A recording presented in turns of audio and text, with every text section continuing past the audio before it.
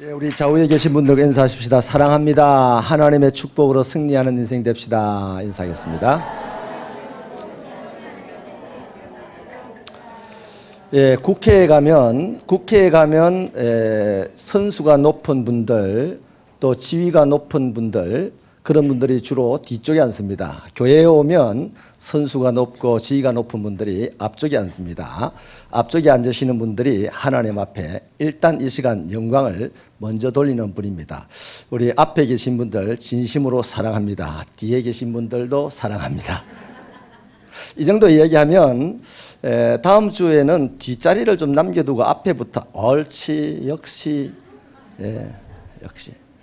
뒷자리를 남겨두고 앞에 앉는 매너가 우리 있어야 되겠죠. 맞습니까? 또 봐라. 팅 하는 분이 두 사람이 있다. 맞지 않습니까? 그래서 혹시라도 너무 늦게 오시는 분들이 뒤에 잘 앉을 수 있도록 그렇게 배려해 주는 것이 매너입니다. 담임 목사가 이 정도 말씀을 들었으면 하나님을 사랑하고 교회를 사랑하고 교회가 짓지도 아직 못하는데 교회에 사람이 많이 모이기를 바라신다면 앞자리 쪽으로 땡기 앉을 수 있을 줄 믿습니다. 용감하신 분들 지금도 땡기도 됩니다. 네가 이기나 내가 이기나 보자. 이제 저는 기도할게요. 기도하겠습니다. 정말 아주 오랜 세월 동안 제가 앞자리를 부탁을 드렸는데 될만 하다가 또 싹 돌아가고 될만 하다가 돌아가고 목사가 싫으면 싫다고 말을 하시면 제가 회개할 것이 있는지 찾아보겠습니다. 그렇지 않다면 앞자리에 앉으세요. 아멘이십니까? 아멘. 감사합니다. 여러분, 오늘은 발가벗은 선지자라는 제목으로 하나님 말씀을 나누려고 하는데요. 고난의 때가 사람들에게 다가오면요, 사람의 마음은 그냥 편안하다가도 그 고난 때문에 갑자기 조급해지기 시작하고 절박해집니다. 그래서 무엇인가 의지하고 싶고 또 무엇인가 붙잡으려고 하는 생각이 듭니다. 마치 물에 빠진 사람이 지푸라기가 아무런 도움이 안 되는데도 불구하고 지푸라기를 잡으려고 하는 것과 같죠. 이것은 우리들의 본성입니다. 또한 이것은 스스로가 인간 혼자서는 살 수 없다는 것을 스스로 증명하는 것이죠.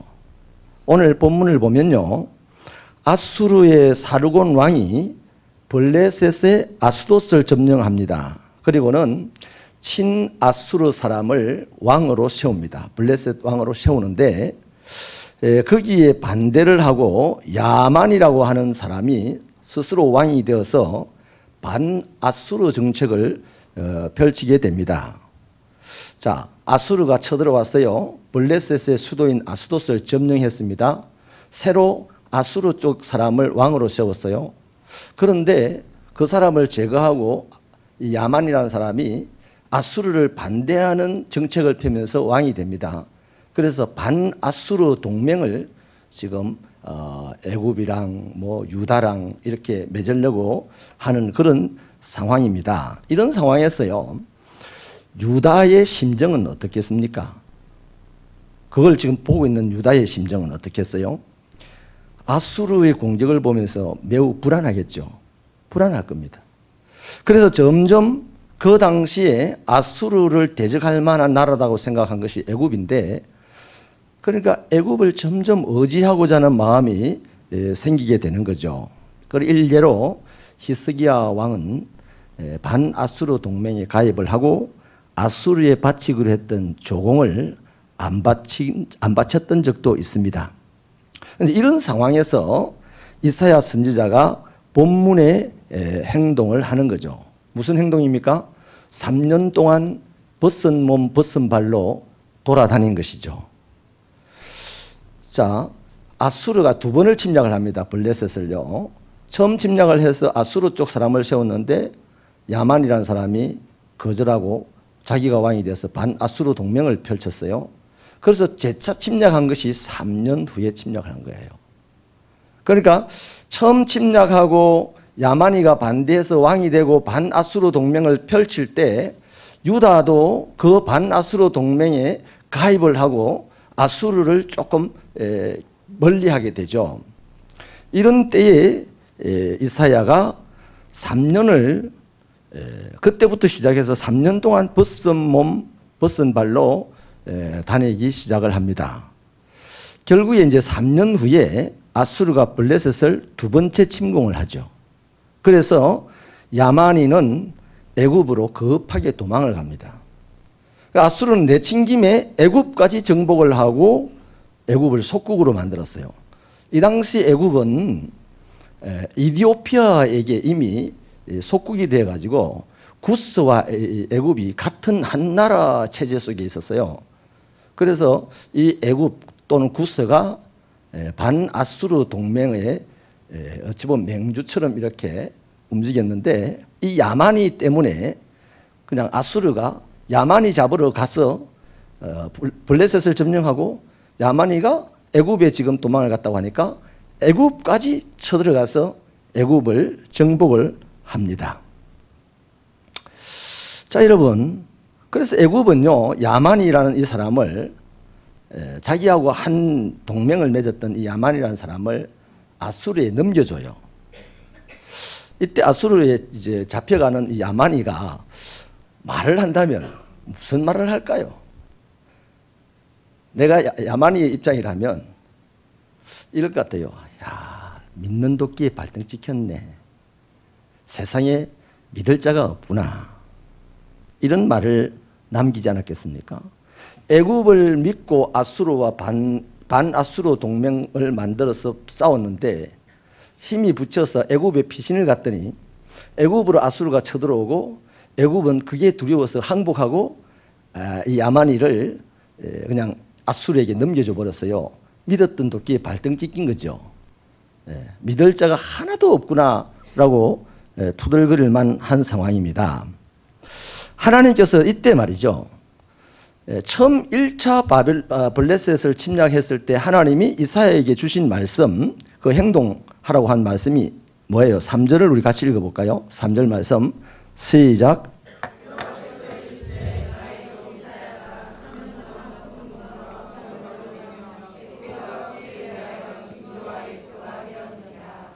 아멘. 죄송합니다. 2절을 읽어보십시다. 2절 시작.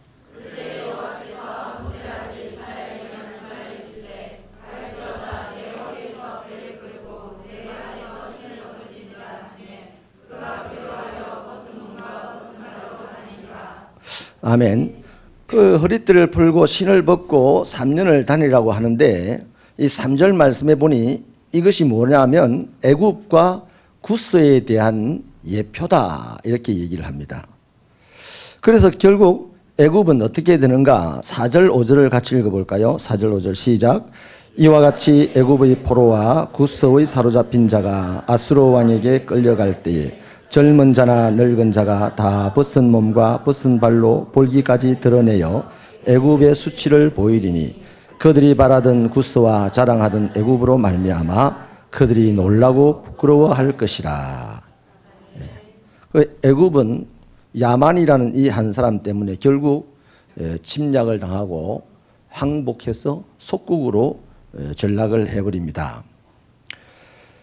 자, 하나님께서는요, 이스라엘 사람들이 아수르의 침략을 보고 두려운 나머지 애굽을 막연하게 의지하다가 점점 깊이 의지하는 이런 애굽을 아수르에 의해서 멸망당하고 끌려가게 될 것임을 이스라엘 백성들에게 보여주었고, 나중에 3년 동안 보여주었죠. 그래서 3년이 차고 난 다음에 애굽의 사람들이 벗은 몸 벗은 발로 아수르 사람들에게 끌려갔는데, 그것을 보면서 사람들이 매우 놀라워하더라는 거죠. 야, 우리가 의지했던 저 큰 나라도 아수르에게 망하는구나. 여기에 오늘 본문의 내용입니다. 6절의 내용입니다. 그렇다면 오늘 본문에서는요, 두 가지 메시지를 우리가 뽑아볼 수가 있는데, 첫째 메시지는 애굽은 결코 유대 나라의 안전 보장이 안 된다는 것이죠. 여러분, 애굽은 지금 달콤할 때는 야마니 같은 사람을 자기 한편으로 묶어서 아수르와 싸워봤지만 쓴맛을 보게 될 때는 야만이를 그냥 미끼로 아수르에게 줘버렸잖아요. 오늘 세상도 마찬가지입니다. 세상 달콤할 때는 우리와 더불어 살지만 자기들이 위험할 때는 우리를 미끼로 던져버리는 것이 이 세상입니다. 세상의 행태가 그렇죠. 세상에서는요, 자기 자신을 버리면서까지 누군가를 지켜줄 용의가 있는 사람 거의 없어요. 거의. 어쩌다가 한 명씩 있습니다. 김수현이라고 부산 사람, 일본에서 의인이라고 여기고 한국으로 매년 그분을 추모해서 오는 사람들이 있어요. 거의 신처럼 여기고. 김수현이라는 사람이 일본에 유학을 하다가 지하철에 떨어진 사람을 구해주고 자기가 깔려 죽었어요. 그런 경우가 사람이 자기 자신을 버리면서 다른 사람을 위해서 일할 사람이 거의 없습니다. 그게 세상이죠. 내가 저 사람하고 친하고 싶고 내가 저 사람과 함께하고 싶고 내가 저 사람과 일을 하고 싶다. 그 사람을 위해서입니까? 나를 위해서입니까? 세상의 구조는 나를 위해서입니다. 나 자신을 위해서 다른 사람과 친하게 되고 다른 사람을 위해서 뭔가 해주게 되고 남을 위해서 해주는 것도 결국 자기 자신의 일을 위해서 하는 거죠. 그래서요, 달면 삼키고 써면 뱉어버리는 것이 세상인데 그것이 오늘 교회 안에도 많이 밀려 들어오고 있습니다. 그래서 우리는 그것을 자꾸 막아야 됩니다. 살아있는 물고기는요, 알을 낳으러 바다로 안 갑니다. 알을 낳으러 저 깊은 계곡으로 올라가죠. 계곡으로 1년 가까이 올라가다 보면요, 큰 물도 내려오고 작은 물도 내려오고 또 물이 없어서 막 벌쩍 뛰어가야 되고요. 그러다가 맨 땅에 떨어져 가지고 말라 죽기도 하고 뭐 이렇습니다. 근데 반드시 생명을 낳기로 작정한 물고기는 물을 거슬러 올라갑니다. 마찬가지로 오늘 이 세상의 행태는요, 자기 자신만을 위하여서 살기 때문에 달면 삼키고 써면 뱉어버립니다. 그러면 교회를 다니는 하나님의 세상, 하나님의 나라의 행태로 살아가는 사람도 어떻게 됩니까? 달든지 써든지 관계없이 나는 상대를 위하여서 살 여지를 가지고 살아가는 사람이 하나님의 백성입니다. 예수의 삶의 방식이죠. 우리는 사실 세상에 살고 있는 하나님의 사람들이기 때문에 그게 완벽하게 되지는 않지만은 안 된다고 해서 그냥 내버려 두면 세상 사람하고 똑같습니다. 교회에 있는 세상 사람입니다. 내가 적어도 교회에 있는 하나님의 사람이라면 세상 사람하고 거의 비슷하지만 그래도 달라지려고 세상 사람은 자기 이익을 위해서 쓰면 뱉어버리고 달면 삼키는 그런 행태로 살아가는데 나는 그렇게 살아가는 와중에도 그것 때문에 갈등하고 그렇게 살아가지 아니하고 썰든지 달든지 쓰든지 상관없이 나는 저 사람을 위해서 살아야 되겠다 하는 이런 의지를 가지고 살 때 그 사람은 비록 능력에 따라서 그 크기는 다르겠지만 하나님의 삶을 살아가는 사람이에요. 아멘입니까? 그러니까 교회 안에서요, 자기 자존심을 위해서 살거나 자기 입지를 위해서 살거나 자기 주장을 위해서 살거나 이건 다 사람들은요, 안 입고 와서 들어주고 막 더러워서 들어주고 어떤 때는 두려워서 들어주고 그럽니다. 그러나 하나님은요, 절대 안 들어줍니다. 그러니 저와 여러분은 애국과 같은 이 세상의 방식으로 사는 사람이 아니고요, 선지자의 말씀의 방식으로 살아가는 사람이 저와 여러분 아니겠습니까? 그래서요, 세상에서는 믿을 게 하나도 없어요. 또 사람 간에는 믿을 사람이 하나도 없어요. 사람 간에는 서로 사랑해 줘야 되고 서로 배려해 줘야 되고 서로 이해해 줘야 됩니다. 어떨 때 이해가 필요합니까? 저 사람과 나의 주장이 다를 때 누군가 한 사람이 이해를 해야 됩니다. 그러면 하나님의 나라가 만들어져요. 누가 이해를 합니까? 능력 있는 자가 이해를 하는 거죠. 아멘입니까? 이런 겁니다. 세상은 이해가 안 되면 반드시 이겨야 됩니다. 내가 내 주장을 반드시 관철시켜야 되기 때문에 전쟁도 일어나고 칼부림도 일어나고 그러지만 하나님의 나라는 어떠한 상황에서도 전쟁이 일어나면 안 되는 것이 하나님의 나라입니다. 다툼이 일어나면 안 되는 것이 하나님의 나라죠. 그러니까요, 상황과 상관없이 다른 사람을 위하여 사는 것이 바로 하나님의 나라인데, 근데 이상하게 사람들이 다른 사람을 위하여가 아니고 자기 자신만을 위하여 살아가는 세상의 방식 속에 자꾸만 우리가 귀를 기울이고 우리 의지할 것을 찾는다는 경향이 있죠. 그래서요, 오늘 이 본문을 통해서 애굽을 의지하고 있었는데 애굽이 어찌 보면요, 바로느고라는 사람도 있어요. 바로느고가 아수르하고 싸우러 올라가다가 누가 쏘았는지도 모르는 활에 맞아가지고 죽어버려요. 그런 게 있단 말이죠. 그게 누가 역사하겠습니까? 하나님의 역사라고 봐야 되겠죠. 그러니까 애굽이 아무리 강대한 것 같아도 하나님의 사람들에게 근심이 찾아왔을 때 그걸 의지할 것이 아니다. 오늘 우리 이 형편에 맞추어 보면 우리에게 이런저런 어려움이 찾아왔을 때 우리 눈에 아무리 도움이 될 것 같은 사람, 도움이 될 것 같은 물질, 권세도 실제로는 도움이 안 된다는 겁니다. 그러므로 누굴 의지해야 되느냐? 하나님의 백성은 따라합시다. 하나님뿐이다. 우리 눈에 지금 안 보입니다. 성경책 한 권 우리에게 주셔놓고 우리 눈에 안 보이는 분이 하나님이에요. 그럼에도 불구하고 그 하나님을 의지하고 그 하나님의 말씀 안에서 살 길을 찾아야 되는 것이 저와 여러분인 줄로 믿습니다. 그런데 도움이 필요할 때요, 정작 필요한 하나님을 외면하고 그렇게 큰 도움이 되지 않는 세상에서 나의 도움을 찾아서 이리저리 헤매고 다닌 우리들은 아닌가 한번 질문을 해봐야 되겠습니다. 예수님은요, 계시록 3장 20절에서 말씀을 하시죠. 이거는 예수 영접하라는 차원에서 말씀하는 것뿐만 아닙니다. 지금도 끊임없이 주님은 우리 곁에서 노크를 합니다. 볼지어다 문 밖에서 내가 문을 두드리노니 누구든지 내 소리를 듣고 문을 열면 내가 그에게로 들어가서 그와 더불어 먹고 그는 나와 더불어 먹으리라. 지금 내가 근심거리가 있어서 뭘 못 먹어요. 걱정이 있어 못 먹고, 아무튼 이 큰 문제를 앞두고 아무것도 할 수가 없어요. 그럴 때 우리는 저 밖에 눈에 보이는 세상을 보면서 나를 도와줄 것이 무언가 찾기보다는 지금 바로 내 곁에 와 계시는, 그리고 내 가슴에 노크를 하고 계시는 주님이 계시다는 사실을 믿고 그 주님을 의지하시기 바랍니다. 그러면 주님과 함께 밥 먹고 주님과 함께 잠자는 사람이 될 겁니다. 그래서 내가 어디든지 편안하게 눕고 일어나려니와 하나님이 나와 함께 계심 때문이다 라고 할 수 있는 거죠. 다윗이 그렇게 살았던 사람 아닙니까? 눈에 보이는 것은 어마어마한 위기들, 위험들입니다. 그런데 다윗은 눈에 보이는 그 위험들 앞에서 그 위험을 막아줄 만한 반대 세력들이 어디 있는가 보지 않았어요.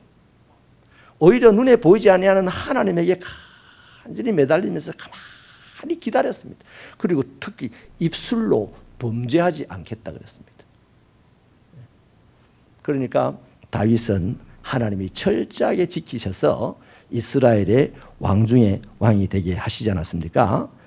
그러므로 사랑하는 새벽교회 성도 여러분, 우리들이 인생길을 가는 동안 이런저런 어려움이 닥쳐왔을 때 그 어려움을 해결하기 위해서 세상을 먼저 보지 마시고 하나님을 바라보면 하나님이 나에게 지혜와 지식과 총명과 재주를 주셔서 그 어려운 문제를 풀어갈 수 있는 용기도 주시고 담대함도 주시고 사람의 마음을 빼앗는 능력도 주시고 그래서 자연스럽게 해결을 하게 하실 줄로 믿으시면 아멘입니다. 두 번째 우리가 봐야 될 메시지는요, 이사야의 순종입니다. 여러분 2절 말씀을 한번 볼까요? 2절 말씀을 보면 하나님께서 그때에 여호와께서 아모스의 아들 이사야에게 말씀하여 이르시되 갈지어다 내 허리에서 배를 끄르고 내 발에서 신을 벗을지니라 하시매, 그 다음 어떻게 되면 같이 읽겠습니다. 시작. 그가 그대로 하여 벗은 몸과 벗은 발로 다니니라. 여러분 이사야는 우리가 아는 대로 왕족입니다. 왕족.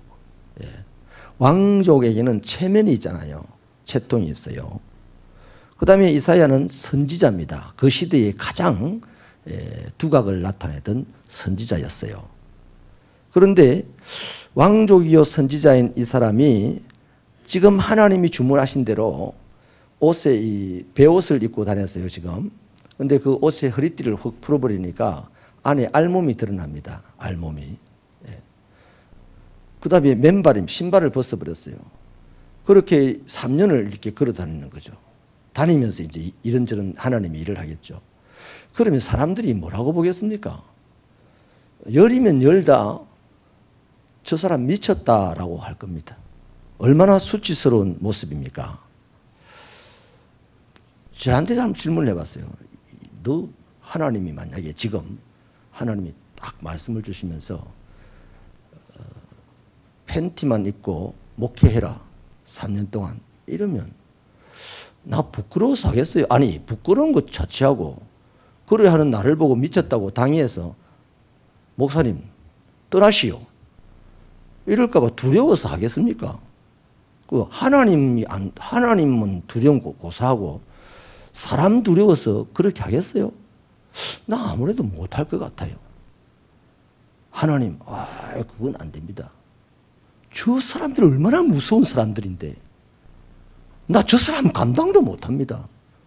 어떻게 살아라고요? 어떻게 목회하라고요? 이걸 이해할 사람이 있겠습니까, 하나님?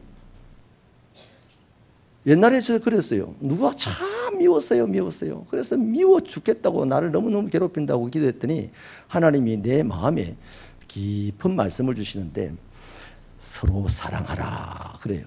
그래서 제가 그래서 내가 사랑해본 들 저쪽에서 안 사랑하는데 어떻게 서로 사랑합니까? 말도 안 되는 소리를 하십니까, 하나님? 그래서 제가 그렇게 질문을 했어요. 그래서 하나님께서요. 그래요. 그럼 원수를 사랑해라 그래요. 하나님, 나는 사람이라서 원수를 사랑 못하겠어요. 하나님은 신이라서 원수를 사랑하겠지만 난 못하겠습니다. 그래서 제가 따졌습니다. 그것도 그래 안 되는데요. 이 지금 말씀에 이사야에게 요구한 이 하나님 말씀대로 내가 하겠습니까? 나 못할 것 같아요. 여러분 하겠습니까? 김동현 집사님 하시겠어요? 못하겠죠, 그죠? 그럴 겁니다. 너무나 수치스러운 일이죠. 그런데요, 이사야는 어떻게 했습니까? 따라합시다. 그가 그대로 하니라. 우리 솔직한 얘기로 신앙생활 하나님 보고 합니까? 사람 볼까 싶어 합니까? 죄송한 말씀입니다만 최소한 50% 이상은 내 자신 한 사람에게도 50% 이상은 사람 보기에 신앙생활을 하는 것 같습니다. 하나님 보기 때문에 요셉처럼 신앙생활을 하는 게 아니고 저 사람이 보니까 내가 신앙생활을 합니다. 장모님이 보니까 내가 목회자로서 기도생활을 하는 거예요. 이런 이 케이스가 오늘 이 시대의 신앙인들이 너무 많다는 거예요. 솔직하게 우리 새벽교회 성도들은 좀 더 하나님이 보시기 때문에 나 신앙생활을 한다. 이 고백으로 살아갈 수 있게 되기를 바랍니다. 그래 되기를 바랍니다.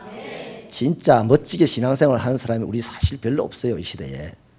정말 하나님께서 다윗을 보고서 너는 내 마음에 합한 자다. 내 뜻을 너를 통하여 이루겠다. 이렇게 말씀하실 만한 그런 신앙인이 없기 때문에 오늘 한국 사회가 이렇게 더럽지 않습니까? 이렇게 엉망진창으로 돌아가지 않습니까? 그게 다른 사람들 말할 것이 아니고 나의 문제입니다. 우리 교회의 문제입니다. 아멘이십니까?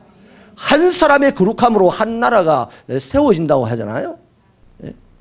그런데 한 사람의 거룩한 자, 한 사람의 의인이 없기 때문에 이 소돔과 고모라가 망한다 했지 않습니까? 그래서요, 사랑하는 여러분, 오늘 이사야처럼 우리가 하나님의 말씀대로 해보려는 이런 의도, 이런 노력들이 오늘 우리들에게 좀 더 있어지면 참 좋겠습니다. 진정한 헌신은 바로 이 이사야의 그가 그대로 하니라가 진정한 헌신이죠.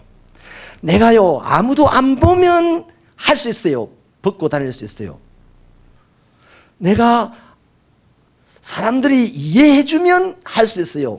이런 거는요 그냥 헌신이라면 사람들이 알아주든 안 알아주든 사람들이 나를 멸시하든 천대하든 상관없이 하나님이 하라 했으니까 나 이 일 하겠어요 하는 그것이 진정한 헌신이라는 것입니다. 여러분, 주님의 마음과는 상관없이요, 내가 누릴 것만 주장하는 신앙생활이라면 주님 말씀대로 못합니다. 오늘 우리가 신앙생활 할 때 신앙의 목표가요, 내가 예수 믿고 뭘 누려야 되지 하는 이 목표만 가지고 신앙생활을 하면 주님의 말씀이 요구하는 것에 아까 말씀드린 대로 50%를 못 채운다니까요. 순종을 못 한다니까요. 그 어떻게 합니까? 내가 유익한 것만, 내가 할 만한 것만 골라서 하는 거죠. 아브라함처럼 이삭을 바치라 할 때 못 바치는 거죠. 하나님의 요구를 또 다른 방편으로는 자의적으로 해석해서 약간씩 변질시켜가면서 내가 순종을 했다라고 합리화시키곤 하죠. 요 두 가지 하는 거죠. 내 누릴 것만 생각하고 신앙생활을 하면 하나님이 요구하는 것에 대해서 다 못하게 되고 순종을, 또 혹시 순종을 하더라도 나를 합리화시켜가면서 순종을 한다는 것이죠. 그러니까 사람들 보기에는 참 믿음이 괜찮은 사람이나 평생을 살아도 하나님의 간증할 만한 역사는 일어나지 않는 그런 경우들이 있다는 것이죠. 여러분, 하나님은요, 종종 우리에게 힘든 것을 요구하실 때가 있습니다. 그러면 우리는 이러죠. 하나님은 왜 나에게 이런 힘든 것을 요구하실까? 그 요구하신 것이 힘들다는 것은 잘 알아요. 근데 진짜 알아야 될 것이 그 안에 두 가지가 있습니다. 하나님은 전지하신 분입니다. 하나님은 모르는 게 없는 분이요. 하나님은 나를 알아요. 나에게 이것을 감당할 만한 힘이 있다고 아시니 나에게 그것을 요구한 겁니다. 아멘입니까? 그건 내가 힘든 것만, 하나님 요구한 것을 힘든 것만 알지 마시고 한 걸음 더 우리 신앙이 업그레이드되고 멋져져서, 이야, 하나님이 나를 이렇게 능력 있는 사람으로 인정해 주시네.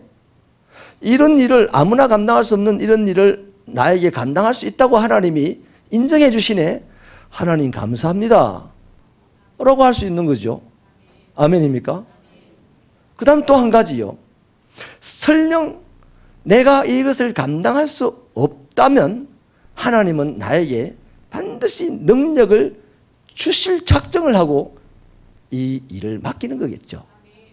그래서 고린도 전서입니까? 거기서 하나님이 뭐라고 말씀하십니까? 하나님께서 하신 말씀이요, 그러잖아요.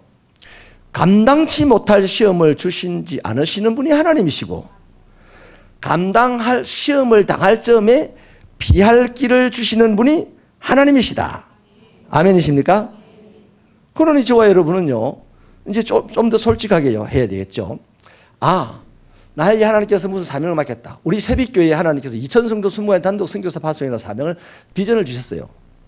우리가 어떻게 이것을 하라고, 아니면 우리가 무슨 능력이 있어서 이 일을 하겠습니까? 그 하나님께서 우리에게 이런 비전을 속에서 일어나도록 하실 이유가 뭐 있겠습니까? 성경대로라면 하나님이 새벽교회를 보니까 2000성도가 모여서 하나님을 높일 수 있는 그러한 힘이 있다라고 하나님이 판단되어져서 우리에게 비전을 주신 거 아니겠습니까? 그 다음에 만약에 그런 힘이 없다 손치고 없는데도 하나님이 그 비전을 주셨다면 그렇게 감당할 힘을 주실 하나님의 의도가 있는 거 아니겠어요? 이게 신앙입니다. 내가 자의적으로 해석해서 순종할 것 순종하고, 아니면 또 약간 다른 방식으로 순종해서 내 믿음 지켰다고 하는 이런 것은요, 실제로 천국에 가보면요, 내가 한 것이 하나도 없어요.